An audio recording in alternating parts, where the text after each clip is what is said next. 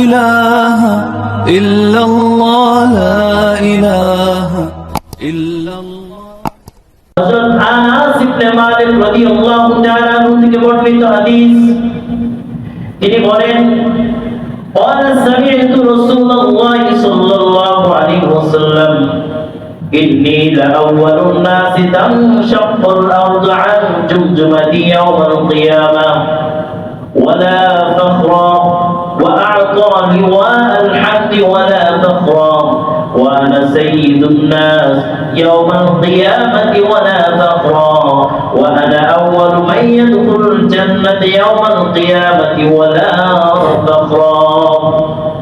الله النبي جناب محمد رسول الله صلى الله عليه وسلم বলেন, কিয়ামতের দিন যখন পুনরুত্থিত করা হবে তখন সর্বপ্রথম আমার কবরটা মাথার দিক থেকে ফেটে যাবে। আমাকে সর্বপ্রথম পুনরুত্থান করা হবে। দুনিয়ার জমিনের মধ্যে আমি সর্বপ্রথম উঠব।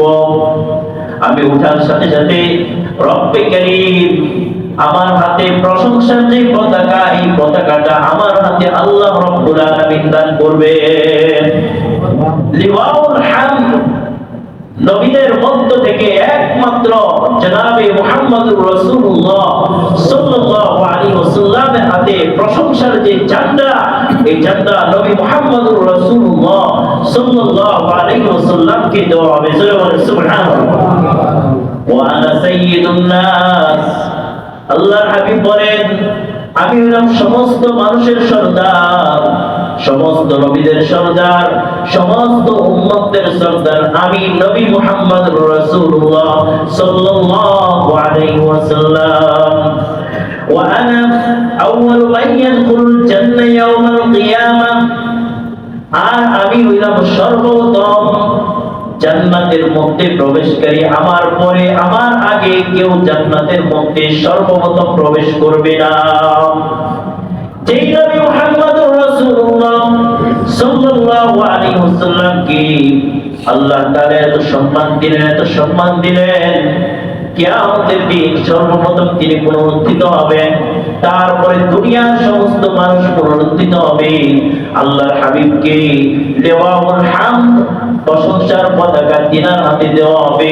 তিনি সমস্ত মানুষের সরদার, তিনি সর্বপ্রথম জান্নাতের মধ্যে প্রবেশ করবে। এই হাদিস থেকে স্পষ্ট আকারে প্রমাণ করে তিনি কত মর্যাদার অধিকারী। এই হাদিসের শেষাংশে পড়ে আছে, আল্লাহর হাবিব সাল্লাল্লাহু আলাইহি ওয়াসাল্লাম বলেন, যখন নাকি আমাকে জান্নাতের মধ্যে প্রবেশ করানো হবে তার পূর্ব মুহূর্তে আমি জান্নাতের দরওয়াজার মধ্যে যাব। যাওয়ার পরে জান্নাতের দরওয়াজার মধ্যে যে কড়া আছে, কড়ার মধ্যে আমি খটখটানো শুরু করব। যখন আমি খটখটাবো তখন জান্নাতের দারওয়ান ফেরেশতারা ডাক দিয়ে বলবে, মান আনতা, আপনি কে? আমি বলবো, আনা মুহাম্মদ সাল্লাল্লাহু আলাইহি ওয়াসাল্লাম, আমি নবী মুহাম্মদুর রাসূলুল্লাহ সাল্লাল্লাহু আলাইহি ওয়াসাল্লাম। আল্লাহর হাবিব সাল্লাল্লাহু আলাইহি ওয়াসাল্লাম বলেন, আমাকে জান্নাতে প্রবেশ করানো হবে। জান্নাতে প্রবেশের জন্য দরওয়াজা খুলে দেওয়া হবে। আমি জান্নাতের মধ্যে সর্বপ্রথম প্রবেশ করব। যখন নাকি আমি সর্বপ্রথম প্রবেশ করব তখন আমি সর্বপ্রথম আমার সামনে পেয়ে যাব মহাপ্রতাপশালী জব্বার রব্বুল আলামিনকে আমার সামনে আমি পেয়ে যাব। আল্লাহর হাবিব বলেন, যখন আমি রব্বে কারীমকে আমার সামনে পেয়ে যাব তখন আমি রব্বে কারীমের সামনে সিজদায় পড়ে যাব। সিজদায় যখন পড়ে যাব আল্লাহ পাক রব্বুল আলামিন ডাক দেবেন, হে মুহাম্মদ সাল্লাল্লাহু আলাইহি ওয়াসাল্লাম, আপনি মাথা উঠান, আপনি মাথা উঠান, আপনি মাথার নিচে রাখবেন না, আপনি মাথা উঠান। আপনার কি বলা আছে আপনি বলেন। আপনার সমস্ত কথাগুলো কবুল করে নেওয়া হবে আজকের দিনের মধ্যে। ইয়া রাসূলুল্লাহ, ইয়া হাবিবাল্লাহ, আপনার কি সুপারিশ করা আছে আপনি সুপারিশ করেন। আপনার সুপারিশগুলো আজকে কবুল করা হবে। আল্লাহর হাবিব সাল্লাল্লাহু আলাইহি ওয়াসাল্লাম শুধু বলবেন, উম্মতি উম্মতি উম্মতি উম্মতি। যখন নাকি আল্লাহর হাবিব উম্মতি উম্মতি বলবেন, আল্লাহ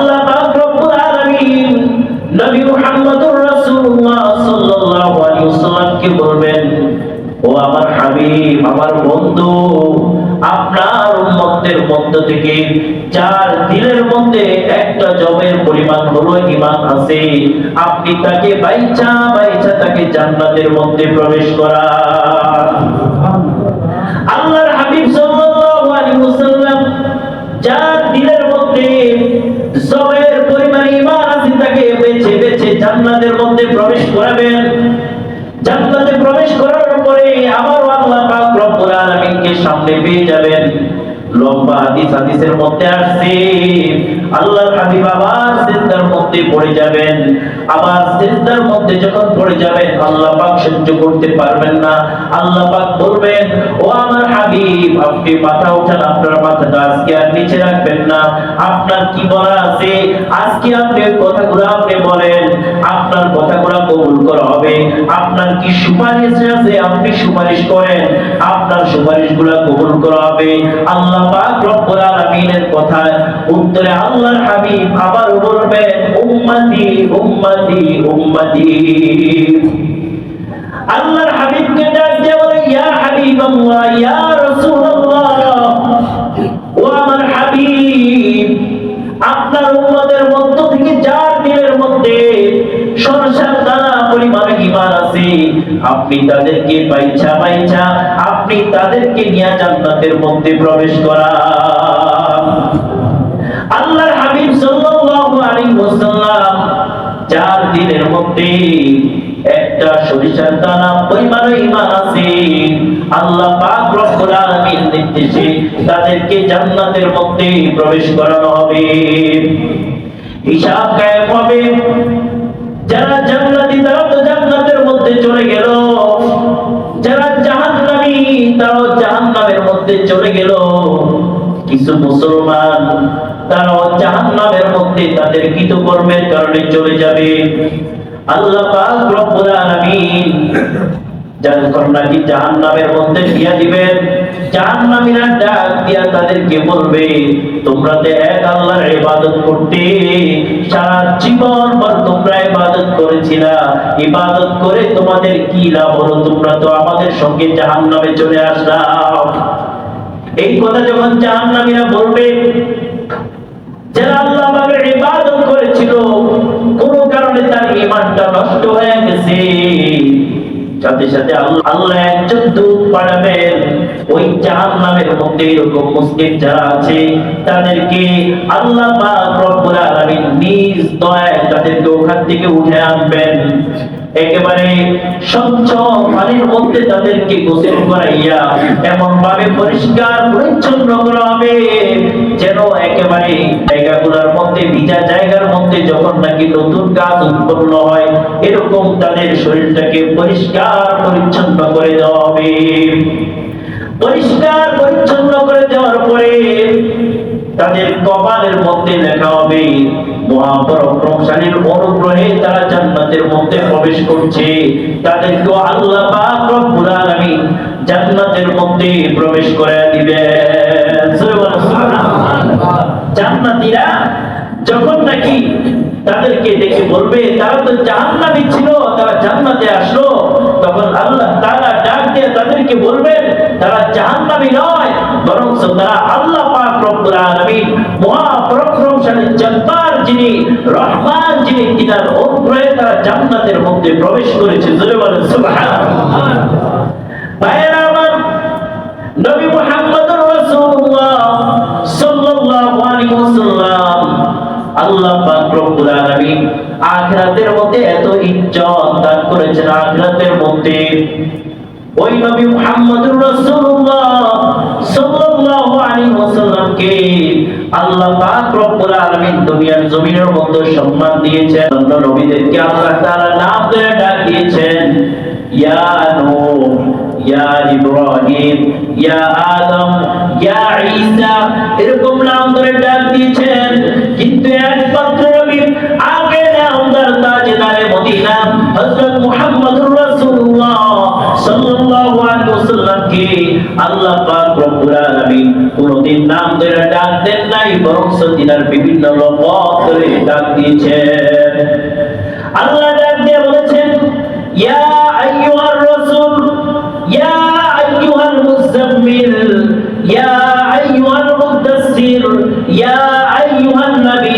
এরকম নাম ছাড়া যে সমস্ত উপাধিগুলা, যে সমস্ত সম্মানজনক সম্বোধনগুলা নবীর সাথে ছিল, এই সমস্ত সম্বোধনগুলা দিয়ে আল্লাহ পাক ডাক দিয়েছেন।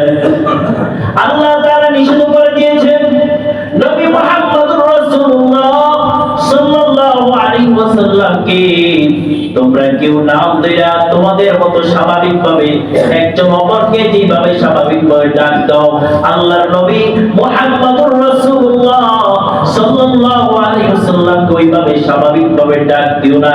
আল্লাহ তাআলা সূরা নূরের 63 নম্বর আয়াতের মধ্যে আল্লাহ বলেন, লা তাজআলু দুআ আর-রাসূল বাইনাকুম কাদুআই বা'দিকুম বা'দা। আল্লাহ বলেন, তোমরা পরস্পর যেভাবে একে অপরকে ডাক দাও, নাম ধরে ডাক দাও, আমার হাবিব আমার নবী মুহাম্মদুর রাসূলুল্লাহ সাল্লাল্লাহু আলাইহি ওয়াসাল্লামকে তোমরা এরকম নাম ধরে ডাক দিও না। এই জন্য ভাইরা আমার, আল্লাহর হাবিব সাল্লাল্লাহু আলাইহি ওয়াসাল্লামের যখন নাম নেব তখন সম্মানের সঙ্গে নাম নেব। যেই জায়গার মধ্যে নবী মুহাম্মদুর রাসূলুল্লাহ সাল্লাল্লাহু আলাইহি ওয়াসাল্লামকে আল্লাহ পাক নিষেধ করতেছেন তিনার নাম ধরে ডাক দেওয়ার জন্য, ওই নবী মুহাম্মদুর রাসূলুল্লাহ সাল্লাল্লাহু আলাইহি ওয়াসাল্লামের সম্মান কত বেশি, ইজ্জত কত বেশি, মর্যাদা কত বেশি এখান থেকে বোঝা যায়। ভাইরা আমার, আল্লাহ পাক রব্বুল আলামিন যখন নাকি নবী করিম সাল্লাল্লাহু আলাইহি ওয়াসাল্লামের জামানার মধ্যে নবী করিম সাল্লাল্লাহু আলাইহি ওয়াসাল্লামকে পাগল বলে আখ্যায়িত করেছিল, আল্লাহ তাআলা নিজে উত্তর দিয়েছেন। নবী করিম সাল্লাল্লাহু আলাইহি ওয়াসাল্লামকে উত্তর দিতে হয় নাই, স্বয়ং আল্লাহ নবীর পক্ষ থেকে উত্তর দিয়েছেন। যখন নবীকে পাগল বলা হলো, আল্লাহ তাআলা বলেছেন, ওয়ামা সাহিবুকুম বিমাজনুন, তোমাদের সঙ্গী মুহাম্মদুর রাসূলুল্লাহ সাল্লাল্লাহু আলাইহি ওয়াসাল্লাম কোন পাগল নন, পাগল নন। তোমরা যাকে পাগল বলো তিনি কোন পাগল নয়।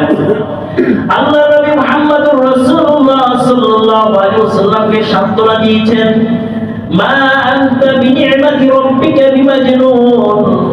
আল্লাহ পাক রব্বুল আলামিনের অনুগ্রহে হে নবী আপনি পাগল নন।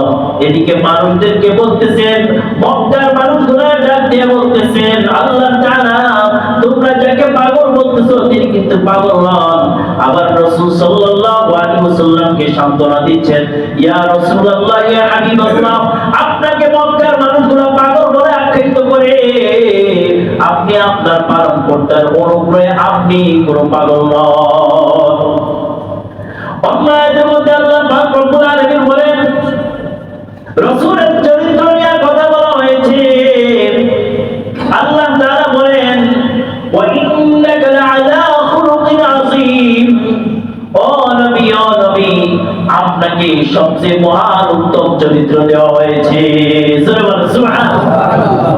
ভারতের হিন্দু ধর্ম প্রচারক তুমি শুনে রাখো, তুমি যদিও নাকি আমার নবী মুহাম্মদুর রাসূলুল্লাহ সাল্লাল্লাহু আলাইহি ওয়াসাল্লামের চরিত্র নিয়ে কথা বলেছ, আমার আল্লাহ সার্টিফিকেট দুনিয়ার কোন মানুষ নবী মুহাম্মদুর রাসূলুল্লাহ সাল্লাল্লাহু আলাইহি ওয়াসাল্লামের যে উত্তম চরিত্রের অধিকারী কেউ নাই।